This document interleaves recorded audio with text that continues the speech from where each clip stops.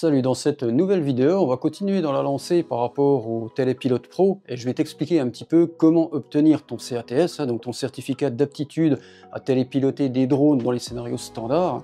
Et on voit ça maintenant, c'est parti.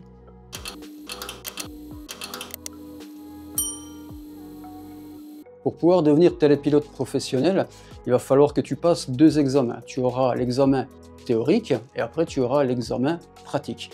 Alors, il n'y a pas de sens, tu peux passer la pratique et ensuite la théorie, ça n'a pas d'importance, mais il faut que tu obtiennes les deux pour pouvoir être certifié télépilote professionnel. Alors, on va commencer par la théorie, puisque la théorie c'est quand même un gros morceau par rapport à la pratique.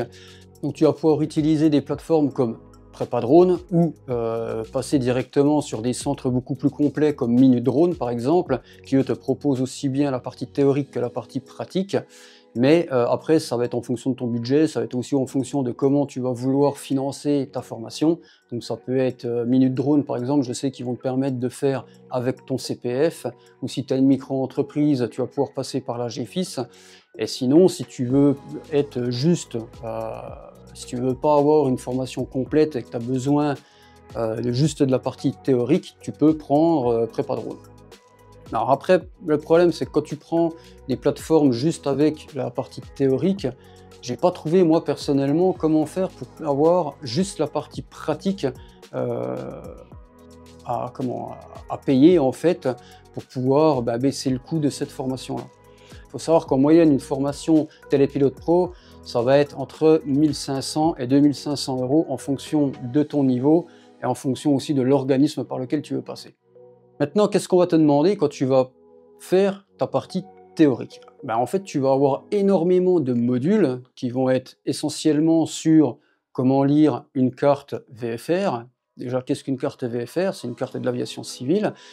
Comprendre aussi et savoir lire cette carte d'aéronautique, c'est vraiment important parce que tu as des symboles dedans qui vont te permettre en fait de savoir si tu es dans une zone contrôlée, une zone protégée, si tu es à côté d'un aéroclub, si tu es à côté d'un aéroport, d'un héliport, enfin toutes ces choses-là.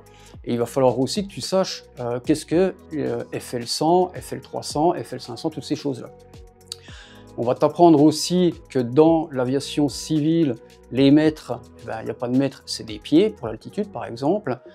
Que le vent, on dit pas, c'est pas exprimé en km/h, mais c'est en mètres secondes, voire en nœuds, bien souvent, puisque c'est une norme qui est mondiale. Tu vas avoir aussi des modules sur les performances humaines, c'est-à-dire la gestion du stress, le fait de prendre de l'alcool, des médicaments avant un vol, sur quoi ça va influer. Tu veux avoir aussi des questions sur la vue, qu'est-ce que des bâtonnets, quel est le temps d'adaptation en fait de tes yeux à la forte, quand il y a une forte lumière ou quand tu rentres dans une zone où il fait sombre. Toutes ces choses-là, c'est des choses que tu devras savoir parce qu'on va te les poser aussi. Là, tu peux tomber sur des questions lors de l'examen. Dans les modules, tu vas avoir des gros modules aussi sur tout ce qui est la conception générale de ton drone, l'aérodynamisme, tu vas avoir, tu verras aussi ce qu'est le pas d'une hélice, sa voilure, toutes ces choses-là. Tu vas avoir aussi beaucoup de cours sur tout ce qui est la télécommunication en fait entre ton drone et la radio. Qu'est-ce qu'une onde électromagnétique? Comment se propage une onde électromagnétique?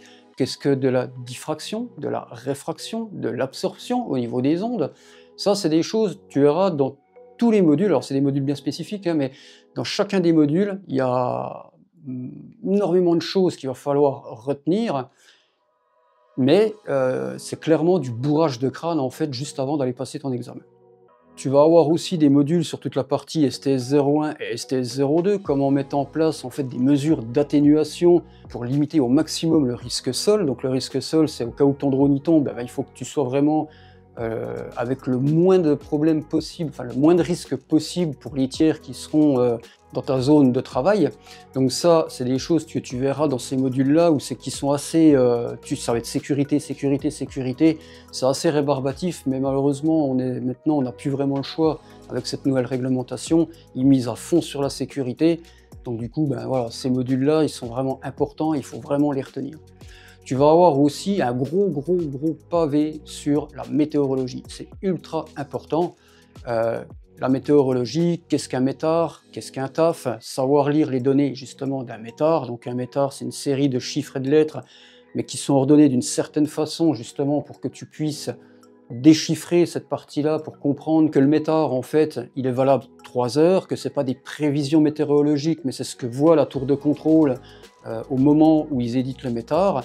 Dedans, tu vas retrouver l'heure, tu vas retrouver la vitesse du vent, la direction du vent, si c'est des nuages, si la visibilité, si tu as des nuages éparses, si tu as des cumulonimbus, des stratocumulus, ben, tu auras toutes ces données-là. Et tu peux potentiellement avoir aussi une prévision sur 2 ou 3 heures ou jusqu'à 1 heure donnée, quoi. Le TAF, lui, ça va être différent, il peut aller jusqu'à 30 heures, mais ça, c'est toutes des choses que tu verras dans la partie météorologique. Tu auras aussi l'orientation du vent par rapport à la rose des vents, justement. Tu verras aussi ce qu'est l'effet de Coriolis. Tu auras un gros morceau aussi sur toute la catégorie des nuages. Donc quand tu vas voir le nombre de nuages qu'il y a, tu vas dire c'est abusé, il faut tout connaître. Tu as 3 grandes catégories avec 4 groupes de nuages. Il faut que tu saches aussi ce que fait chacun des nuages à peu de choses près, quoi. Voilà. Bon, après, moi je sais que quand j'ai passé mon examen, j'ai quasiment pas eu de questions sur les nuages, mais sache que tu peux avoir des questionnaires où tu as que du nuage et de la météo, quoi. Voilà. Tu vas avoir un module aussi sur ce qui peut affaiblir les performances de ton drone. Donc ça va être par exemple tout ce qui est centre de gravité. Si tu portes une charge et qu'elle est mal calée, bah, tu vas forcément consommer plus avec ta batterie. Si tu vas évoluer en haute altitude, bah, c'est pareil. Plus tu vas monter dans l'altitude, moins tu auras de pression, moins ton air sera dense. Donc ton drone va te fournir plus d'efforts pour maintenir son altitude. Tu vas retrouver aussi des modules où c'est qu'on va te parler un petit peu d'électricité. Comment fonctionne une batterie LiPo, sa tension, il faudra que tu saches ce que c'est, sa capacité en milliampères-heure, il faudra que tu saches ce que c'est aussi. On va te demander de savoir si tu mets 2 batteries en série de 6 volts avec une capacité de 5000 mAh, combien tu auras à la sortie, et si tu les mets en parallèle, quelle tension tu auras en sortie et quelle capacité tu auras en sortie. Donc ça, c'est des questions que tu peux avoir. Donc ça, voilà, dans les grandes lignes, pour la partie théorique, c'est tout ce que tu as. Tout ce que tu auras. L'avantage des plateformes d'e-learning aussi, c'est que quand tu as terminé tes cours, après tu peux passer des examens blancs, et plus tu passeras d'examens blancs, et plus ça te permettra aussi de corriger les erreurs que tu feras. Moi je sais que j'ai fait pas mal d'examens blancs justement pour pouvoir bien appréhender certaines parties des cours, et il faut savoir que quand tu passes l'examen théorique dans un centre de la DGAC, tu as le droit donc tu auras 40 questions, et sur les 40 questions, tu dois faire 75%, donc ça représente un maximum de 10 fautes. Donc ça reste relativement large, c'est plutôt bien. Moi, je sais que quand j'ai passé mon examen, j'avais fait, je crois, 6 fautes. Donc voilà.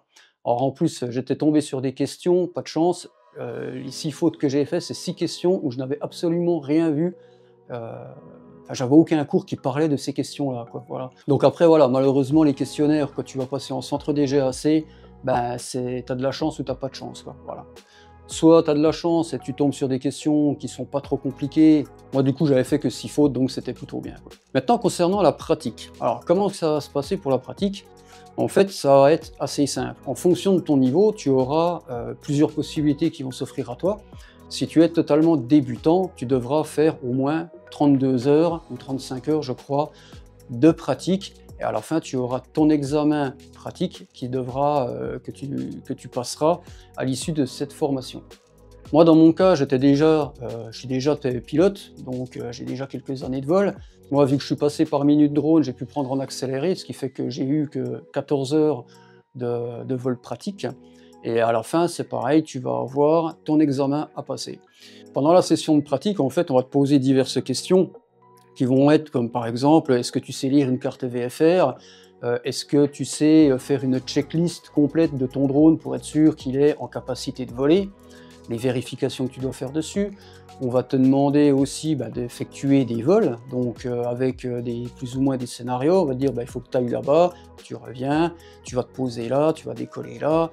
Voilà, tu vas avoir tu vas pas mal manipuler en fait le drone justement pour apprendre à l'utiliser dans des bonnes conditions. Donc on va te mettre, au début on va te dire tu décolles avec le drone, tu regardes ton drone, tu essayes de comprendre dans le sens où il est et tu essayes surtout de faire de voler au début en regardant ton drone pour que tu comprennes bien que les commandes sont inversées quand le drone est dans un certain sens.